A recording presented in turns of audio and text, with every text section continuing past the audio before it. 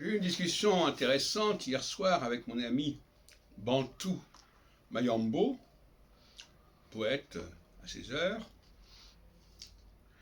sur les rapports entre l'homme et la femme. Et comme c'est souvent le cas après un débat et d'autres, on peut aller plus loin dans sa propre réflexion. Et je voudrais proposer la formule ternaire, en fait, ternaire, et non pas binaire, dans le rapport masculin-féminin. Prenons le premier cas.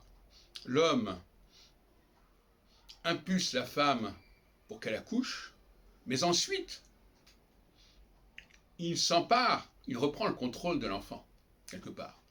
En tout cas, il entend faire quelque chose de l'enfant, surtout si c'est un garçon.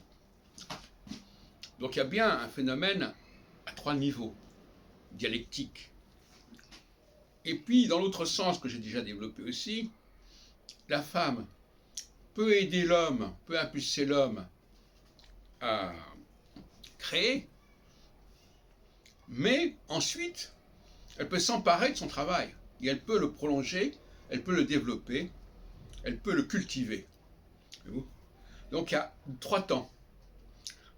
Il y a un premier temps qui conduit à un lâcher-prise, où c'est l'autre partenaire qui va produire l'effort, mais il y a un troisième temps où le produit de cet effort sera en quelque sorte récupéré par l'envoyeur.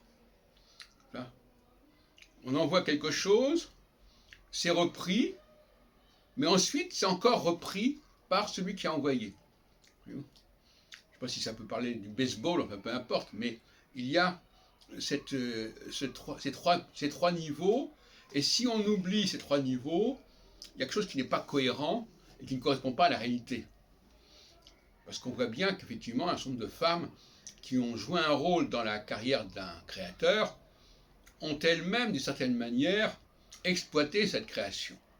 Elles ne sont pas contentées de lancer le processus, d'impulser, elles attendent aussi à la sortie, si on peut dire, pour pouvoir rebondir sur ce qui a été enclenché.